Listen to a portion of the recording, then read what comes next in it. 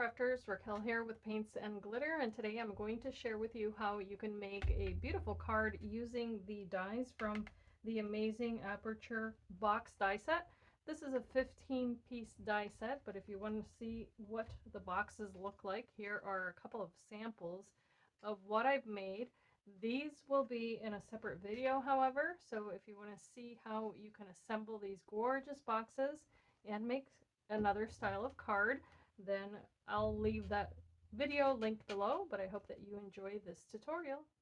For this card, I'm going to be focusing only on two panels. I'm going to use the one with the little floral images here, and then I'm going to use the one that says, "Hope this brings a smile." I think the font on this set is probably one of my favorites. I really love the script of this one in particular, so I'm going to show you, of course, what that looks like. First, I have two panels here. They're going to help decorate the base of my card. They happen to measure 5 1/4 by 6 1/4, and that is because of the size of the panel that I'm going to be placing on top. That's what helped me determine that size. I also have a base here that I'm going to create. Same size, only I allowed myself a little 1/4 inch up here so that I can adhere my card. This is 300 GSM card from Tonic Studios that you can get in smooth white. You can also get it in black. So this is a perfect foundation for cards. I'm just going to place my two pieces together once I fold the little tab. Apply some pressure here, make sure that this adheres really nicely.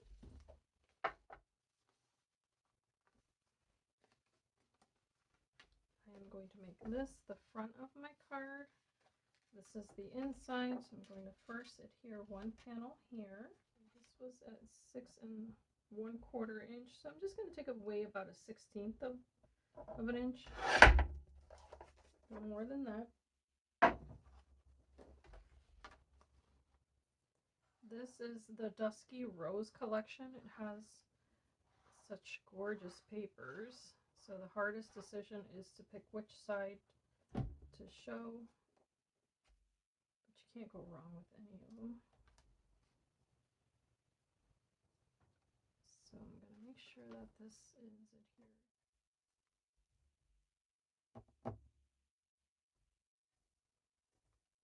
I often leave them blank until I know who's going to receive it. And then I'll go ahead and write a message on a separate piece of paper, then adhere it to the inside of my card. In case you're wondering or seeing a trend in how I create my cards, it's because I don't like to ruin the inside once I've worked hard on it. So that allows me the flexibility of even printing out a sentiment if I want to. So depending on what you want to make of it.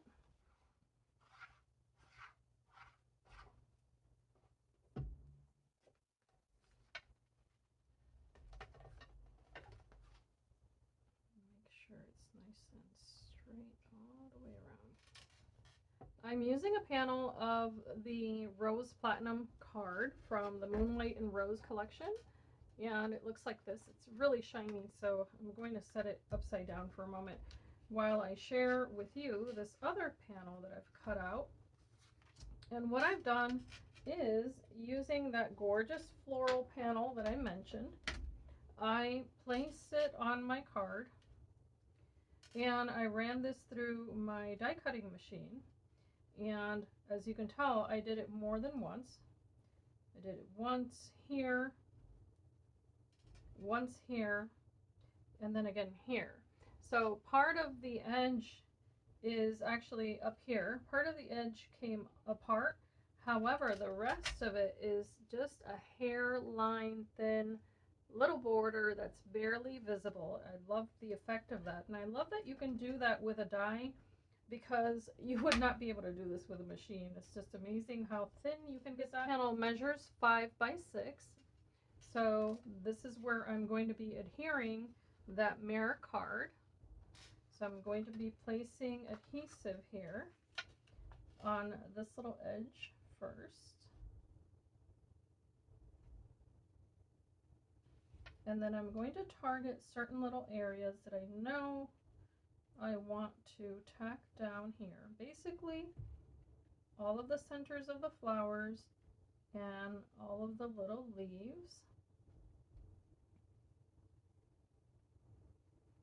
And it doesn't take very long at all, because with Nuvo Deluxe Adhesive, you only need a little drop. Is make sure that this border here is precise. And because I'm left-handed, I'm just going to have to hold it like this because I cannot see it otherwise. So I'm aiming at that top corner there, trying to make sure that my paper is landing exactly where I want it. So this is typically how I do my cards. If I make sure I have one precise corner and edge, and then another edge that's precise, then I can let go of the rest of the paper and apply pressure, and it really beats having to fight with it. Just applying very gentle pressure here now, because the adhesive I know is already there. I don't want to spread this, nor do I want to burnish it. I'm just pressing on it instead. Pressing on there. And what I want to make sure here is that this little corner here does meet up where I need it to meet. But I'm not going to be too concerned. And you'll see in a moment why. It looks like it dried too quickly. Another one here. I'm just folding this back very, very gently, making sure that I have adhesive where I need it. And again, I'm only pressing, only applying pressure, not rubbing the paper. I'm really happy with that. I think it's so gorgeous. And I'm now going to make sure that this fits correctly on the front, and it does. However, before I place this on the front of my card, I think that I would like to cut it down just a tiny bit on one edge, because I want to make sure that you see a little bit of this. So let me take this to my paper cutter. And it looks to me like I want this to be 5 3/4 inches tall. And I also want it to be 4 and let's make it 4 3/4. So trying to look at the measurement down here. I believe this is 4 3/4. Okay, so just made it a little bit narrower and a little bit shorter. Okay, bringing this back. And I think that's going to make me happy, because it's going to have a little bit more of a border. However, I don't want to just leave this as it is. And for that reason, I've taken strips of the same paper and I've just cut them to 1/4 inch wide. And this is now going to adhere right on top of these edges to allow me to have a finished look on my card.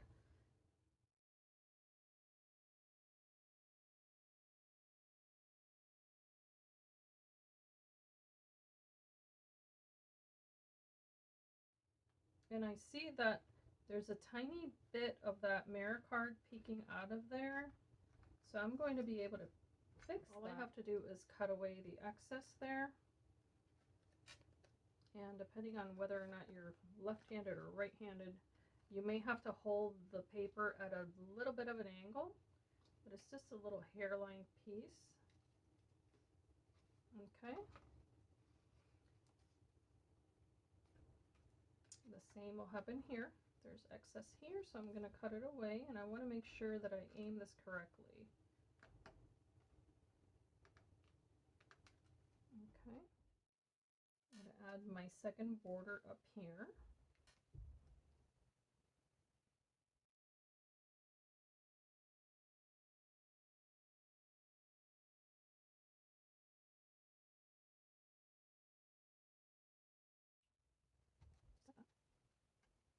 I'm going to add the last strip here. I'm just using leftover strips of paper, so this worked out perfectly.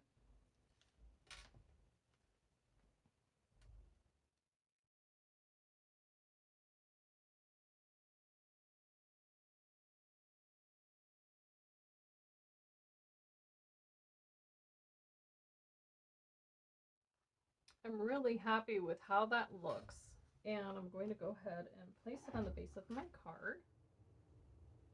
You can stagger your sentiment by cutting out the shadow piece out of vellum if you'd like to. The die set does come with that rectangle.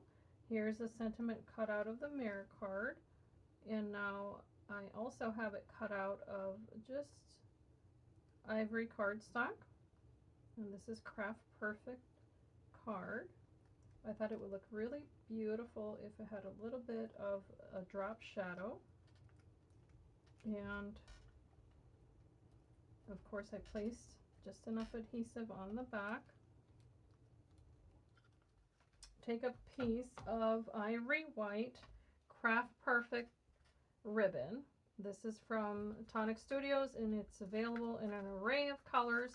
You can, of course, also color it with a number of different mousses available, or embellishment mousse, I should say, from Tonic Studios. I've done that, and if you want to see an example, you can see the mini album that I shared from Cyber Week, and I show you there twice in that book how I colored the ribbon.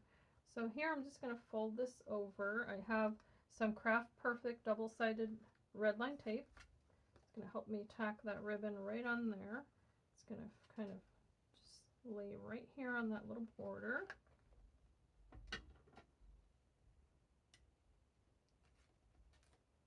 Once you have it where you want it, I like to kind of guide it in the front first, and then place it on the back. This is going to go here.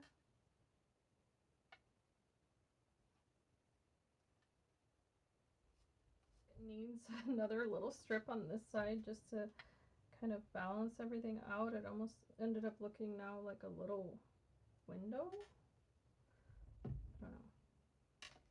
I'm just going to complete it here. Of course, hindsight is 2020. Could have done this before.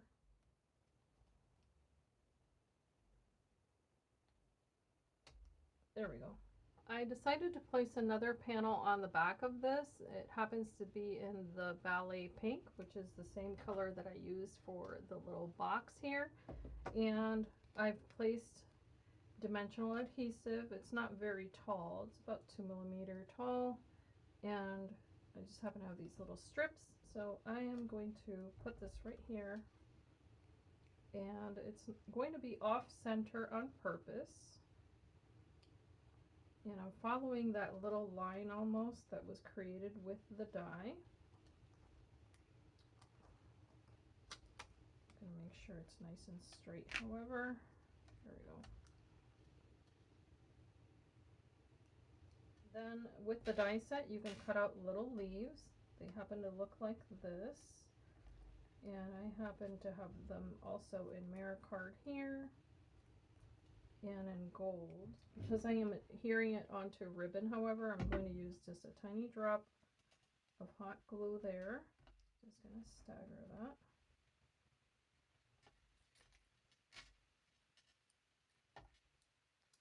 And the reason I'm using these flowers instead of the rolled flower that came in the set is only because I wanted to keep it flat for mailing.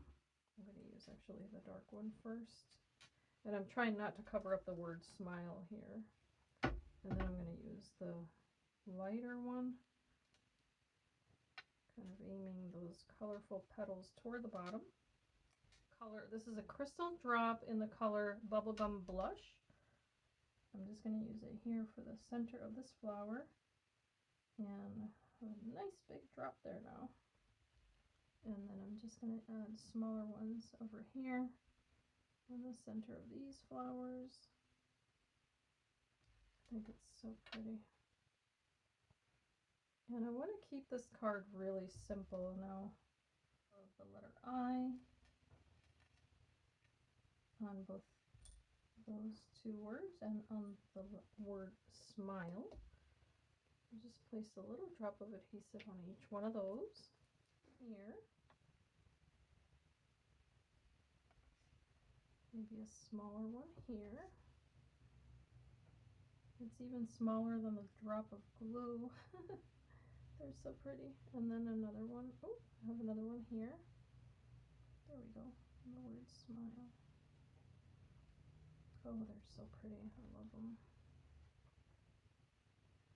This is the final result. I think it's so very delicate and beautiful. Those panels are easy to use, and the one thing that I can say is that when you're going to cut it multiple times, just make sure that they don't overlap in terms of the design. What I would say to you is that there's a little hole in each corner here, so what you want to make sure that you do is that when you're cutting it out of the paper, that you do see paper behind that.